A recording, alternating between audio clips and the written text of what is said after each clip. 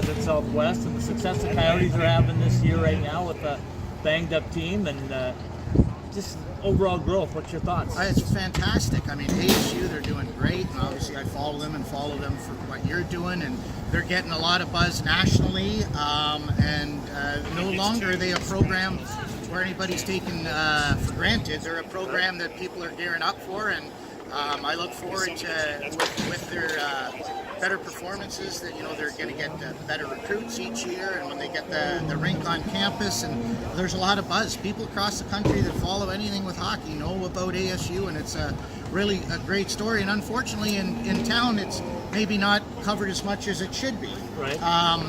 For how well they're going to do, and it's great. And then the Coyotes are way overachieving, and I think Rick Tocchet should definitely win the Coach of the Year, because he's taken an injured, depleted team and made them a contender and made them competitive every night. So it's a great time for hockey, and youth hockey is going on, and club hockey. It's a lot going on. Absolutely, and it all started in the Desert Southwest. You remember that day, right, when it was just the Phoenix Roadrunners here, and you were doing stuff on rollerblades, and there was no ice to really think of, and it's grown, changed, hasn't it? Yeah, when you look back at the 25 years, there was 2 full-time ice rinks, and not a lot of hockey. There were some good hockey players, but it got no notoriety, and now we're getting some of the really good athletes are playing hockey, and we're having kids coming out of here and obviously going to college and junior, and a handful of NHL guys that were here, and a lot of that has to do with the Coyotes being here long enough, and the coaching, and a lot of the players retiring here. So it's a good time for hockey. I couldn't be prouder of what I've seen in the 25 years, and I hope the next 25 years brings just as great things. You know what, and one of the things that I want to commend you on is you bring so many hockey players back into work for you. Your whole staff, and for people that have been following along on Facebook and things, they've seen your little player profiles, as we call them, with the guys. So talk about how important that is for you to bring hockey players into work for you. It's definitely because the hockey players are the one that are passionate. So we have all our people that work for us. They play the game, they know the game, they love the game. And with hockey, you need to have played it to understand it and to be able to sell the product. You can't just, go and not play. You have to have knowledge. You have to have experience, and all our guys do. And it's a great staff, and a lot of our staff is, we have a good staff of goalies who at one time came to my goalie school, and a lot of the other staff we have at one time were shooters at our goalie school, and a lot of these kids we've known since they were 10, 11, 12, and then when they get to age, they come and work for us, and some of them just don't leave, and some work for us in a bridge to another profession, and it's awesome. Let's wrap things up. I know everybody wants to know about your nephew, Kyle Capobianco, and the injury he suffered. It couldn't have happened at a worse time, or maybe a better time, I guess, because at least he was up with a big club and got the benefits of being an NHLer as it happened. But how's Kyle doing? Kyle's good. He had surgery in Vail about a month ago. Had a top surgeon there, and he's been in Philadelphia the last few weeks rehabbing. He's going to be back staying with me in a week or so for a little bit, and going back there, and his spirits are good, and he's young, and he's a good kid, and it was great that he got a shot, and I think he'll recover and be back in the fall better than ever. Have you ever seen a team go through more injuries than the Coyotes have this year?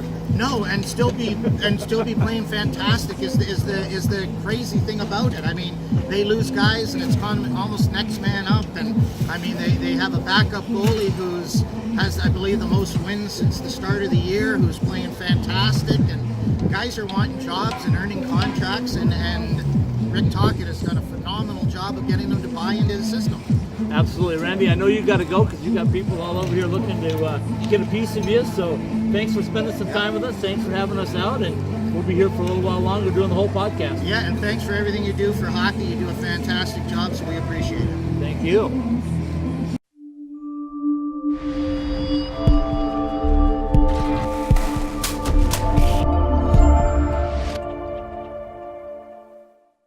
All right, welcome in, folks. It's another College Hockey Southwest Weekly Special. It's a live look-in. We're here at Behind the Mask in Scottsdale. I've got a CCM rep with me. I got Scott Moran with me. So, Scott, first of all, welcome into the Desert Southwest. Thanks for having me. No, I appreciate it. We got a great day here. 25th anniversary for Behind the Mask, and great turnout so far, and kids are having a lot of fun as well as the adults too. Let's start right there with Behind the Mask and what you've seen their growth over the years for the Desert Southwest and hockey down here. They've been a huge part of the success and growth of hockey for the last 25 years since he's been here. The team moved here, and obviously you have a lot of growth and interest in hockey when they first come, but you got the behind the scenes stuff that he does that people don't know about. He's going to, whether it's Yuma or different, that don't even have that much hockey, and he brings the van, spends hours to go and come back and show gear and get involved with the communities, and he's been doing that for years. Okay, let's talk about Smash Fest. Have you ever done one of these before? This is my first one, and what a treat it's been, because last year I wasn't able to come and right? to the first one, and we wanted to make a little bit bigger event this year, so all the companies are coming out. The kids are getting a chance to demo from CCM and Bauer and True and Warrior, and it's great. So CCM plays a big role all around the country and in Canada and all over the world, basically. But one of the teams that we cover is Arizona State, and this year they revealed some new gold Jetstream CCM It was sticks? some Jet Speed sticks Jet Speed, that's the one. we did. They've been kind of that out of the box. They want to have that with a different feel, that Oregon style with Right. Which the kids gravitate to it. They love it, and when we showed those sticks, the kids went crazy. You know what? It's a big thing here in the Desert Southwest with the success that they're having, and it's great for you guys to be able to provide the equipment for them and get those guys at the top of their game, right? What's your thoughts on Sun Devil hockey?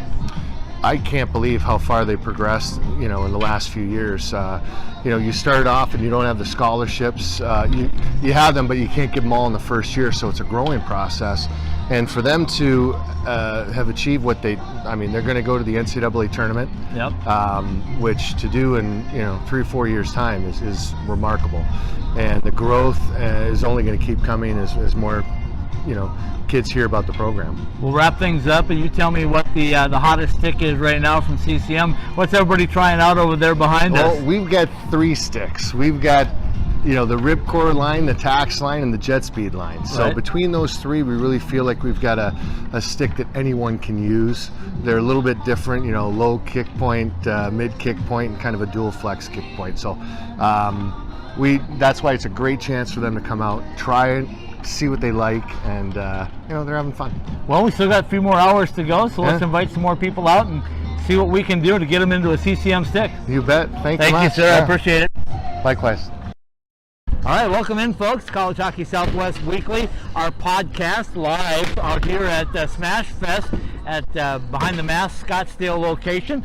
I've got Doug Tietzen with me, and Doug, I'm getting hit with hockey pucks as they bounce around behind me, but talk a little bit about Smash Fest. Is this the first time you've seen this, or were you here last year? Yeah, this is a lot of fun. Boy, you can take out a lot of frustrations on certain things, and try to snipe a couple of things in particular. Yeah. Well, tell me a little bit about the T-shirt. That's what caught my eye. Scratching and clawing is a new mantra of the Coyotes this season as they try to get into the playoffs. With, 11 games left, I guess, 10 or 11. Yes. Your thoughts on the season for the Coyotes? I've been really impressed with how Tocchet has brought these guys along with all the injuries. And they don't have a 20-goal scorer, Right. and they're on the verge of making the playoffs. So that's impressive. It's been a whole team effort. You and I talked a little bit off camera about you being down here in the desert most of your life, and tell me about hockey in the desert. What does it mean to you? What's it mean to the entire community? I'm really impressed. I just saw a guy that was playing for the Little Howlers out here. Austin Matthews has really put us on the map quite a bit. But, ASU's Division I program is doing well. Hopefully they're going to make it to the Frozen Four tournament. I started playing hockey here in '68 when there was two rinks, and now there's more than you can count. So Right. that I was the odd person that grew up playing hockey in Arizona. 2 people in my high school played hockey, and the other one was my cousin, and so I'm really, really stoked about how much it's grown. Doug, I appreciate your time. Thanks for coming out to Smash Fest and the 25th anniversary. And have you got yourself one of those $2.50 hats yet? Not yet. Thank you. Thanks. Behind the Mask Hockey Shop, celebrating 25 years of exceptional service to the Arizona hockey community, offering the top brands and an educated staff of hockey players to help you choose the right gear for you. Visit any one of our 3 Valley locations or check us out online at BehindTheMask.com. Hey everybody, welcome in. We're at Smash Fest here at Behind the Mask. Zach Lamson joining me from True Hockey. Zach, first of all, thanks, man. Appreciate you coming over. Yeah, always happy to come down here. It's a good time here. It really is. There's craziness going on behind us. Yeah, these kids love it. They just grip it and rip it. That's kind of what it's about. And Yeah. I mean, for you guys to get you a chance, I mean, True Hockey is not one of the more traditional names, a bit of an up-and-comer in the product world. Now, talk about what it's like with True Hockey and getting that message out and getting the sticks in the hands. Well, we have a unique story because, you know, True Temper has been a manufacturer for a lot of companies' product, whether it's golf shafts, a lot of the common names that you use for golf shafts, the brand names you use for golf. The company that actually manufactures the composite shaft is True Temper. Oh, okay. So we have a very rich history in composites manufacturing. We've been making composite sticks for a lot of big name brands in years prior. So odds are pretty good. Most hockey players have used a True Temper manufactured stick. They just didn't know it. Interesting. So about Okay. 5 years ago, they decided to go out and build their own brand in hockey. But they're really one of the companies that's considered what we call an OEM, where they make product for brand names. So they decided to build their own brand name in hockey. And so we've got some of the highest, best performing sticks in the industry. It's just that a lot of people are, they slowly figured out, and the more they're picking them up, they're liking them. It's getting product into players' hands. Right, and so it's interesting. True Temper is, I remember that from my golf days. So Right. it's that for sure. So now that you're kind of getting that message out there, I mean, once you tell that story to people, does the light bulb go on? They go, oh, okay. you Yeah, know? once you can connect the dots, everyone goes, oh, I definitely remember True Temper now. Or if you're talking about certain hockey sticks they would have used in the past, and some guys' eyes just light like, oh, that was my favorite stick all time. It's like, well, it just so happens we made that stick, And so it definitely builds that brand familiarity where guys are more willing to pick up your sticks. Like I said, the more people pick up our stuff and use it, they love it. Well, and that's really what it's about, is kind of getting people to try it out here, and that's part of the reason you guys are out at Smash Fest. Yeah, we've had an excellent response to the sticks. The kids are loving it. I especially love seeing the really little guys go for it, because we offer all those flexes, the 20, the 30, the 40, the softer flexes that the little guys can really set up and use.